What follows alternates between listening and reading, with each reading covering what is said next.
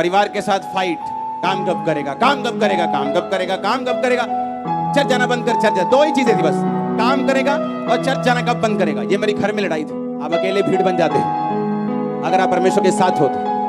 कुछ देर आप अकेले रहोगे, बाद में भीड़ बन जाओगे। लेकिन अगर भीड़ का साथ दोगे, एक दिन भीड़ एक एक करके मर जाएगी और आप अकेले रहेंगे। ये मेरे परिवार के लिए परमेश्वर का प्लान बड़ा है, मेरी सेहत के लिए उसका प्लान बड़ा है। उसके कोड़े खाने से मैं चंगा मैं चंगी हो चुकी हूँ। रोज सुबह अंगीकार करना है, रोज रोज रोज, एवरीडे।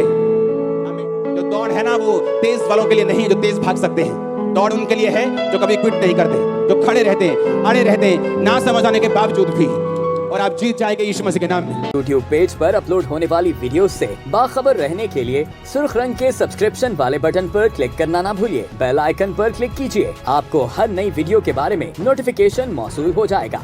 मैं ऐसे लोगों से पर्सनली जानता हूं जिनको 500 रुपए की जॉब आज से 15 साल पहले छूट जाती थी और वो धक्के खाते थे और परमेश्वर में बिल्कुल नए थे।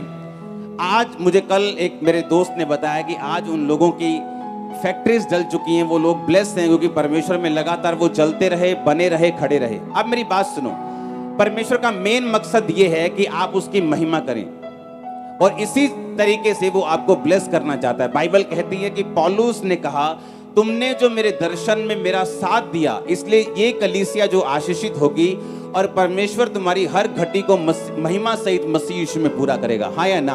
अब बाइबल के वचनों को आपको ध्यान से समझने की जरूरत है। आपका बेटा नशा करता है, घर का सिलेंडर तक बेच देता है, जब आप चर्च में आते हैं तो ये आपके लिए एक फाइट है कि इसके बावजूद भी क्या आप परमेश्वर में खड़े रहते हैं? क्या इसके बावजूद भी आप परमेश्वर का पर विश्वास आपका कम तो नहीं हुआ? क्या आपने चर्च आना तो नहीं छोड़ा? क्या आपने परमेश्वर के साथ प्रेम करना तो नहीं छोड़ा? क्या आपने बाइबल पढ़नी तो नहीं छोड़ी? क्या आपने वचन पढ़ना तो नहीं छोड़ा? क्या आपके रोजे कम तो नहीं हुए? क्या आपने टाइट देना बंद तो नहीं किया? ये एक लड़ाई है और हर एक बंदे की लड़ाई जो है वो अलग अलग है। मैं आपको एक वायदा करता हूं, अगर आप परमेश्वर के पीछे लगे रहे, आपके रिश्तेदारों में टॉप पे आप होंगे यीशु मसीह के नाम। मैं आपको सच कह रहा हूं, मैं आपको एक प्रोफेटिक वर्ड दे रहा हूं। अपनी फैमिली में, अपने रिलेटिव्स में, अपने मोहल्लों में टॉप पर, मैंने कहा टॉप के ऊपर आप लोग होंगे फ्यूचर में। आप मेरी बात समझ रहे कि नहीं? उसने कहा, मैं तेरे नाम को बड़े लोगों के नाम के समान कर दूंगा।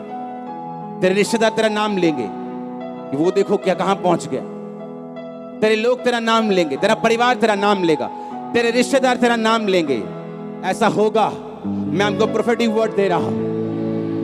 मैंने कहा मैं आपको प्रोफेटिक वर्ड दे रहा हूं, ऐसा होगा यीशु मसीह के नाम में। अगर हम उस पर भरोसा रखें कि परमेश्वर ने आपको फालतू में नहीं चुना, उसने आपको फालतू में नहीं बनाया, उसकी आपकी लाइफ में परमेश्वर का एक मकसद है। वो चाहता है उस मकसद को आप समझें। वो चाहता है कि आप क्विट ना करें, वो चाहता है कि आप पीछे ना हटें, वो चाहता है कि आप हटे ना, वो चाहता है कि आप डरे ना। इसलिए बाइबल में कितनी बार लिखा है, मत डर, मैं तेरे साथ हूं। तुम्हें लड़ना होगा, आज से लड़ने की अनॉइंटिंग ग्रहण करो यीशु मसीह के नाम में अपने परिवारों समेत। आमीन। वो लड़ाई मेरी थी।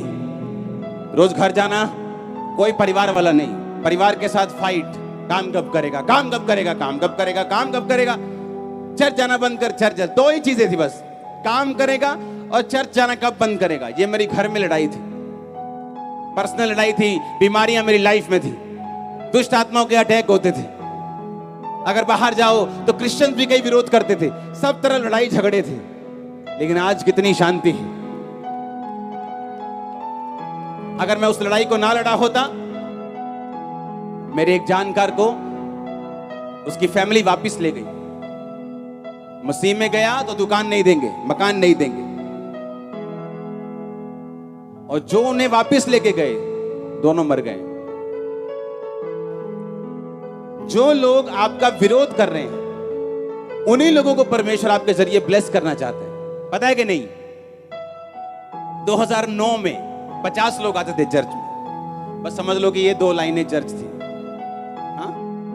उनको प्रचार कर रहा था मैं, और शाम को मेरे गोडाउन पे जो लाखों का सामान था, सैनिटरी का, टाइल्स का, लोगों ने आग लगा दी। अगले दिन आए चर्च वाले 50-60 लोग, बोम मारा हुआ जी, बोम मारा हुआ पास, तो बीबियां करती हूं। मैंने कहा तुम वचन पढ़ते हो क्या? उसने कहा हाँ। मैं क्या लिखा वचन में? लिखा कि सब बातें मिलकर भलाई को पैदा करती हैं। वो शायद मेरी परीक्षा थी कि मैं क्या बोलता हूं अभी। ये सेवकाई जस्ट स्टार्ट हुई है और आग लग गई। और जब वो गोडाउन जला तो अब शैतान ने मुझे बोला कि अब क्या करेगा तू, अब प्रीच कर, तो यही बिजनेस की तो बड़ी गवाहियां देते हैं, प्रभु ने ब्लेस किया, मुझे ब्लेस किया, अब तेरा बिजनेस भी चला दिया, ले अब गवाही दे तू। तब क्या हुआ, वो चर्च जो 50 से शुरू हुई थी उसी साल 500 से ज्यादा क्रॉस कर गई थी। वो जो अप्रैल में स्टार्ट हुई थी, क्रिसमस 500 लोगों में थे हम, और ऑलमोस्ट जलंधर के सब पास्टर से मैं क्रॉस कर गया था सिर्फ उसी साल में, और खड़ा रहा और अड़ा रहा। लेकिन जिस जाति ने मेरा गोडाउन जलाया 2009 में शायद, 9 में 8 में,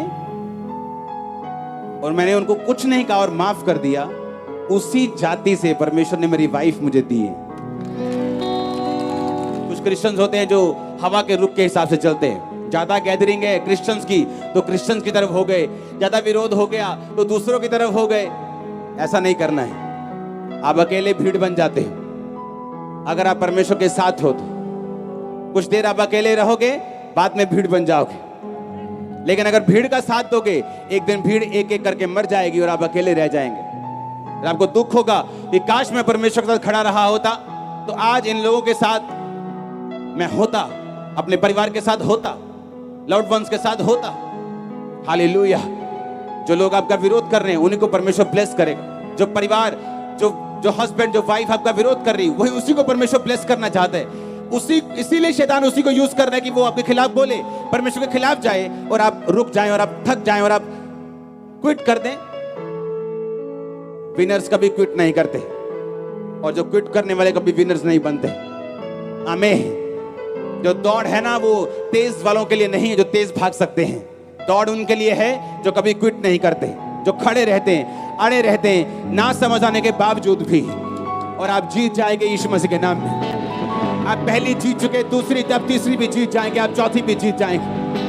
आमीन हो जाए। बरकत तुम्हारी है चर्च।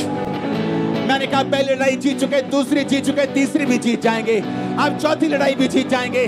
ओ आमीन हो जाइए। एंजल्स आपको टच कर रहे राइट नाउ। मैंने कहा एंजल्स आपको छू रहे राइट नाउ। Hallelujah, hallelujah.